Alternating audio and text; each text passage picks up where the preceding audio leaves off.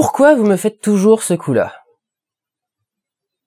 Systématiquement, à chaque fois que je suis débordé, envahi de messages qui me disent « va voir ce film », à chaque fois qu'on me dit « je suis sûr que tu vas l'aimer » ou à chaque fois qu'on me dit « j'ai vraiment hâte de voir ce que tu penses de ce film parce que moi j'ai trouvé génial », à chaque fois, c'est une merde. C'est quand même dingue. Je le fais pas exprès de détester ce que vous me demandez de regarder. Il y en a plein que vous m'avez demandé d'aller voir et que j'ai aimé. À chaque fois qu'il y a un engouement pour un film, à chaque fois ce n'est pas mérité. Alors, le problème de Walter Mitty étant que c'est une merde, mais c'est pas une merde. Le problème de Walter Mitty, c'est qu'il est basique. Alors je dois vous dire tout de suite, je suis très frustré parce qu'en fait je viens d'enregistrer 10 minutes de critique sur Walter Mitty où je viens de dire exactement ça et la caméra n'a pas enregistré. Donc je suis un petit peu énervé. Le problème de Walter Mitty, c'est pas d'être mal fait, c'est de vous prendre pour des cons.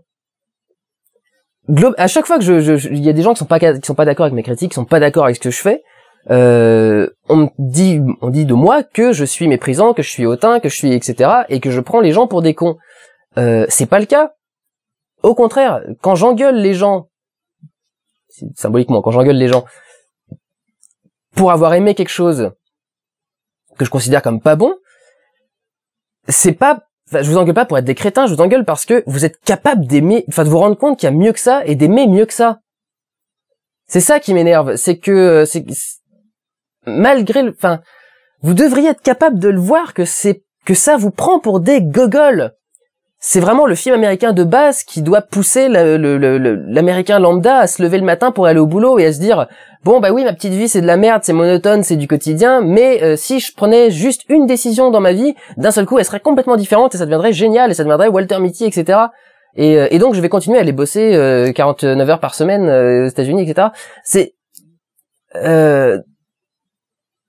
Déjà ça vous prend pour des cons, mais en plus c'est tellement basique. Ce sont des personnages foncièrement basiques. C'est une histoire basique et ce sont même des destinations de rêve basiques. C'est ça qui est marrant. On essaie de vous dire qu'on va vous faire rêver avec de belles images. Avec ce personnage qui toute sa vie s'est retenu de faire quelque chose, s'est retenu d'avancer et qui va découvrir d'un seul coup les possibilités qu'offre le fait de ne pas trop se poser de questions et d'essayer de foncer. Et on essaie de vous dire oui on va vous faire rêver, mais on va vous faire rêver avec ça, on va vous faire rêver avec le Groenland, avec l'Islande, avec l'Himalaya, c'est-à-dire des lieux dont on sait qui sont beaux à voir. Et donc il y a rien de particulier, il y a pas de travail de recherche, il y a pas de travail spécial pour vous créer un nouveau monde qui va vous paraître sympathique à voir. Les rêves de Walter Mitty, c'est des rêves d'entertainment américain de base. Son rêve, c'est quoi? C'est d'être dans un film de super-héros hollywoodien. Et ce n'est que ça. C'est très bas de gamme quand même comme idée. C'est ça qui est frustrant, c'est que non, ce film ne vous invite pas à rêver, ce film ne vous montre pas des choses nouvelles ce film c'est que du basique. C'est des personnages basiques, c'est une histoire basique, c'est des enjeux basiques et c'est même les destinations basiques.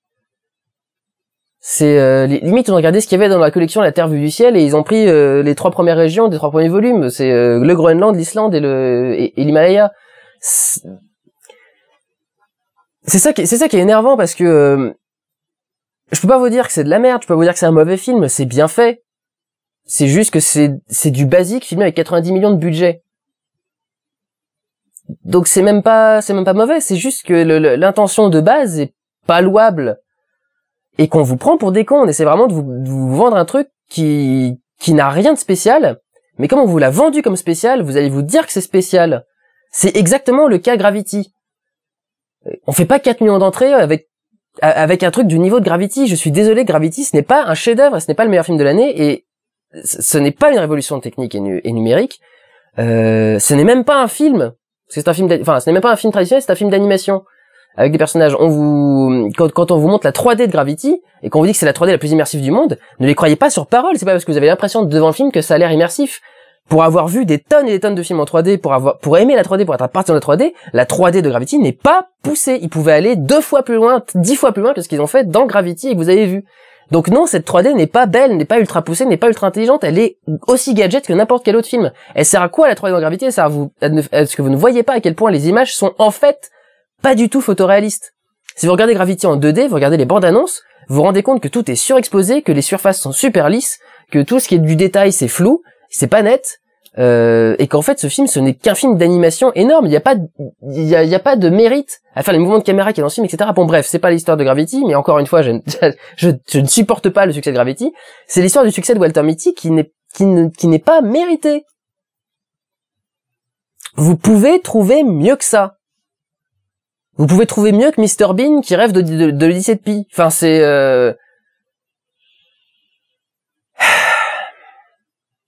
j'ai l'impression que j'ai oublié plein de trucs que j'ai dit avant, mais parce que je suis arrivé au même point qu'avant en 4 minutes de moins. Mais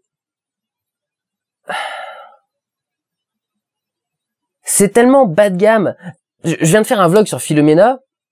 Je disais que dans Philomena, on voyait une situation, on se disait tiens, il y a au moins 10 solutions, enfin 10 directions dans lesquelles je vois que ça pourrait aller, mais je ne sais pas du tout laquelle ça peut aller, et des fois ça peut même aller dans une direction que je ne voyais pas du tout venir. Dans Walter Mitty, je voyais exactement à chaque début de scène, dès le premier plan d'un truc, je voyais exactement comment la scène allait se terminer, tellement c'est basique et bas de gamme. C'est évident pour les 3/4 des trucs ce qui va se passer dans ce film.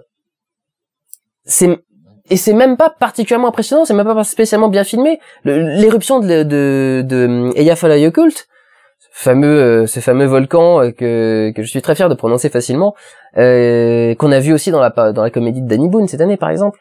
Qui rentre en éruption, la séquence se termine genre après 20 ou 30 secondes de Ben Stiller d'une bagnole qui est en train de hurler en disant oh mon dieu, accélère, et un nuage derrière lui. Et après cut, fin. C'est même pas impressionnant, et tout le reste des autres séquences c'est que du trucage, de l'effet spéciaux, etc. Même si beaucoup a été tourné en pellicule, en argentique, et vraiment tourné, apparemment les acteurs étaient vraiment suspendus à des câbles dans la ville, etc. Peut-être, très bien. Mais quand on voit le résultat final, ça n'a pas l'air réel. Apparemment même, il y a même la scène où il est avec sa petite mallette, où il tombe dans l'eau avec sa mallette. Alors je pense que c'est la scène globale et pas le plan qui est dans la bande-annonce, parce qu'il y a un plan dans la bande-annonce où on le voit dans l'eau, en train de flotter avec sa mallette à côté, puis un petit paquet qui flotte à côté, puis il finit par se remonter à la surface, etc. Je pense que c'était tourné sur fond vert, parce que je ne vois pas comment l'eau de l'océan Atlantique serait assez claire pour le montrer aussi clairement tel quel. Enfin, il y a un truc très bizarre dans cette image. Elle fait pas, je vois pas comment elle a pu être filmée de façon réelle. Donc pour moi, c'est un trucage. Mais effectivement, il y a un moment où il flotte dans l'eau entre deux bateaux et il se passe plusieurs choses. C'est un des seuls trucs qui est pas dans la bande-annonce, donc je vais au moins essayer de vous le laisser cacher. Et tout ça passe tellement vite et tellement expédié, machin. Enfin, c'est comme si il comprenait pas de quoi il devait parler et comment est-ce qu'il devait l'utiliser pour que ça fasse quelque chose d'intéressant. Par quoi continuer? Enfin, c'est vraiment compliqué. Est-ce que c'est pas bon du tout? Enfin, c'est pas bon. C'est bon, mais c'est basique. Et ça m'énerve que les gens se laissent avoir comme ça. Le film a déjà fait 670 000 entrées ou un truc dans le genre. Donc ça veut dire qu'il va finir à 1,2 million, 1,3 million, peut-être même 2 ou 3 millions, etc. Il y a tellement d'autres films qui le méritent, qui sont beaucoup plus intéressants. C'est dans le délire du mec qui s'imagine des vies fantasmées, il y avait Waiting for Superman, dans les petits films indépendants américains, qui étaient vachement plus intéressants que ça. Et il y a beaucoup de films qui l'ont fait mieux, qui l'ont fait différemment. Le problème du cinéma, c'est que ce sont toujours les mêmes histoires qui sont racontées de façon... Et au final, ce qui change, c'est la façon de les raconter. La façon de le raconter dans Walter Mitty n'est pas assez nouvelle pour que ça soit intéressant. Ça a déjà été vu et fait dans 36 000 trucs, et c'est pas suffisamment neuf, suffisamment nouveau, suffisamment beau, quand on le voit tel quel, pour être intéressant. Il y a des choses beaucoup plus intéressantes que ça à prendre dans le cinéma, beaucoup plus belles, beaucoup plus profondes, beaucoup plus intéressantes, avec d'autres personnages. Et il faut savoir garder une logique de valeur aussi. C'est quand on attaque Pacific Rim pour avoir des personnages clichés, ça n'a pas de sens. Tout n'est pas égal, les choses sont relatives. Ce qu'on appelle la théorie de la relativité. Non, ça n'a aucun rapport. Toutes les choses ne sont pas égales. quand on a Pacific Rim, le but de Pacific Rim, c'est pas de créer des personnages intéressants et nouveaux, c'est de montrer des robots qui se tapent sur la gueule avec des gros monstres. Et le film le fait. Et à côté de ça, on a des personnages qui sont un petit peu clichés, mais qui sont pas non plus totalement oubliés, totalement mis de côté, qui sont utilisés pour des choses intéressantes et qui passent plutôt pas mal. Le film reste intéressant, même si on sait que ce qu'on voit à certains moments est cliché. Quand on voit un truc qui s'appelle La vie de rêver de Walter Mitty, on s'attend à des choses nouvelles, à des choses neuves, créatives et intéressantes. Elles ne sont pas intéressantes. D'ailleurs, le problème aussi, c'est que la plupart sont dans la bande-annonce. Alors là, c'est un truc con, c'est une question de marketing, mais les 3/4 des rêves qui sont là sont dans la bande-annonce. Il y en a finalement très peu qui sont en plus, qui ne sont pas vus dans la bande-annonce, et du coup, ça n'a pas vraiment de sens. Et il y a vraiment certains segments qui font what the fuck. C'est pas vraiment la vie rêvée de Walter Mitty, c'est qu'est-ce qui passe dans la tête de Walter Mitty. Et ça nous arrive à tous. On a tous un moment où on se dit, trouvons un truc débile. Allez, un cochon pourpre en porcelaine. Voilà. Je sais pas, ça c'est venu de nulle part. Un cochon pourpre en porcelaine. C'est ce qui arrive dans Walter Mitty. C'est-à-dire qu'à certains moments, Walter Mitty va penser à un cochon pourpre en porcelaine, ou par exemple à une sculpture de 2 personnages dorés qui sont en train de danser ou de faire du patin. D'ailleurs, je vois pas vraiment exactement comment parce que c'est mal cadré. Et la caméra va juste faire un panoramique vers la sculpture et lui il va faire oui, je fais de la sculpture. Sculpture. Oui, mais c'est pas drôle. C'est du what the fuck, c'est débile. Moi quand j'étais dans la salle, j'ai regardé le truc, j'ai fait voilà, un petit truc comme ça, mais c'est pas drôle. C'est what the fuck. Un what the fuck, c'est un pas de l'esprit. Ce qui veut dire que ce n'est pas un travail d'imagination. C'est quelque chose qui arrive comme ça. C'est un réflexe d'évacuation naturelle du corps humain qui d'un seul coup a une idée de merde et qui se dit non, faut que je l'évacue, donc ça sort comme ça. C'est du what the fuck, un pas de l'esprit. Et ça n'est pas créatif. C'est pas un rêve de Walter Mitty. C'est un délire de son imagination qui s'est retrouvé bizarrement sur une pellicule. Donc c'est ça qui me gonfle et qui m'énerve, parce que ce film n'est pas créatif, ce film n'est pas intelligent, ce film n'est pas beau, ce film ne vous invite pas à rêver, ce film vous remontre tout ce qu'on vous montre d'habitude pour vous montrer ce genre de choses, et même pas d'une façon particulièrement intéressante. Ben Stiller, c'est pas un bon réalisateur de films en général, hein. Jusque-là il était resté aux comédies.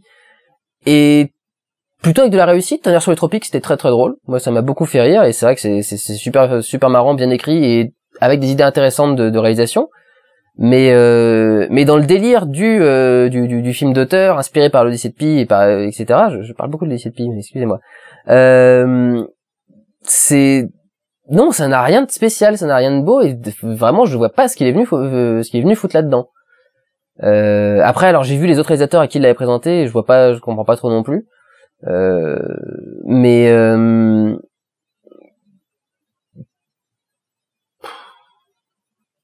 il y a mieux pour vous. Il y a mieux qui existe. Vous pouvez voir des choses plus sympas que ça.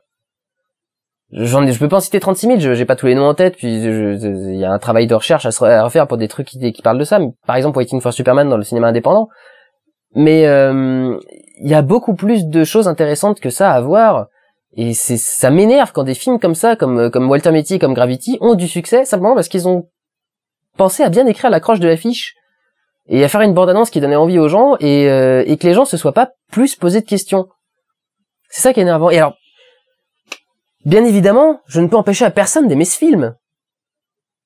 Je serais complètement débile de reprocher à des gens d'aimer ce film. Si ça vous fait rêver, si le Groenland vous fait rêver, si l'Islande vous fait rêver, si ce que vous montre le film vous fait rêver, ben, très bien, tant mieux. Mais soyez conscient de ce que vous aimez, de la valeur de ce que vous aimez. Vous devez être capable de dire j'aime quelque chose en dépit de ses défauts, et de voir où sont les défauts. Ce que je viens de faire avec l'Histoire sans fin numéro 2 dans ma rétrospective, pourquoi j'ai raison, vous avez tort. L'Histoire sans fin numéro 2, c'est un film qui a foncièrement des problèmes. C'est évident qu'il y a plein d'effets spéciaux qui sont ratés, qu'il y a beaucoup d'éléments du scénario qui sont mauvais, qu'il y a quelques personnages qui sont insupportables et avec qui on a envie de mettre des claques.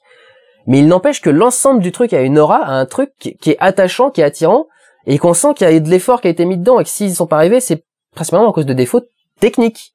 Des choses qui étaient pas vraiment dues à eux, qui étaient dues aux restrictions, dues au budget, dues je sais pas, peut-être qu'il y avait un stagiaire dans l'équipe ou un truc dans le genre, mais enfin, un mauvais stagiaire, parce qu'il y a toujours des stagiaires, mais un mauvais stagiaire. Mais c'est quelque chose qui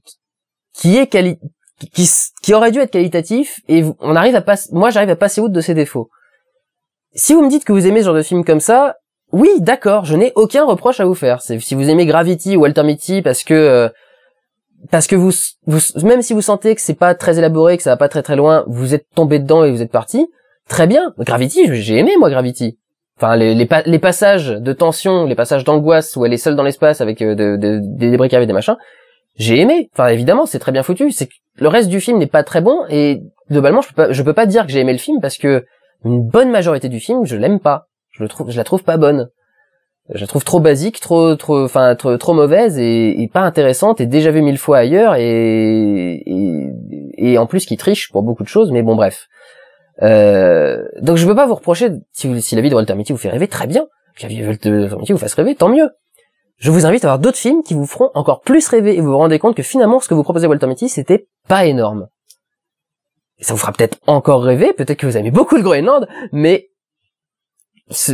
vous pouvez aimer mieux. Il y a mieux que ça à aimer que la vie de rêver de Walter Mitty. Et voilà. Et c'est vrai que c'est marrant, mais c'est vraiment une constante à chaque fois que vous m'envoyez des messages en disant ah ça c'est vachement bien, ça c'est vachement bien, ça c'est vachement bien, ou voir l'inverse, des messages où vous me dites tu vas voir ça, tu vas détester. Et en fin de compte, c'est juste qu'il y a un problème à gérer cette relativité. C'est que tout n'est pas égal. Quand on me disait que j'allais détester Oblivion parce que tous les designs étaient déjà repris dans 10 000 trucs avant, etc. et autres, oui, c'est déjà repris dans 10 000 trucs avant, mais cette réinterprétation-là est intéressante, me paraît pas vue avant, et c'est ce que je voulais que le film me montre. Je voulais que le film me montre ce genre de machine futuriste très lisse, très ronde, très machin, avec beaucoup de courbes partout, dans un univers désertique avec une histoire derrière qui elle aussi est un peu cliché, mais là encore c'est pas ce que je demandais au truc. Et les gens qui sont venus en me disant, enfin j'ai reçu des tonnes de messages me disant mais tu vas détester Oblivion encore plus que Prometheus, c'est catastrophique. Et tu regardes le truc mais rien que ce rapport entre les deux, comment est-ce que vous pouvez dire que Oblivion est pire que Prometheus? Il y a un film qui foncièrement à la moelle n'a rien qui va, et vous prenez Oblivion qui a juste comme défaut d'avoir des personnages clichés. C'est pas pire que Prometheus, c'est mieux d'avoir des personnages clichés que d'avoir des personnages débiles. Donc voilà, toujours un problème de relativité, etc. Donc Walter Mitty, non, je n'ai pas aimé Walter Mitty. Après, je vous reprocherai pas de l'aimer. Si vous pensez que ça peut vous plaire, allez-y, mais franchement, il y a mieux que ça à voir. Prenez soin de vous, allez voir des films, ciao.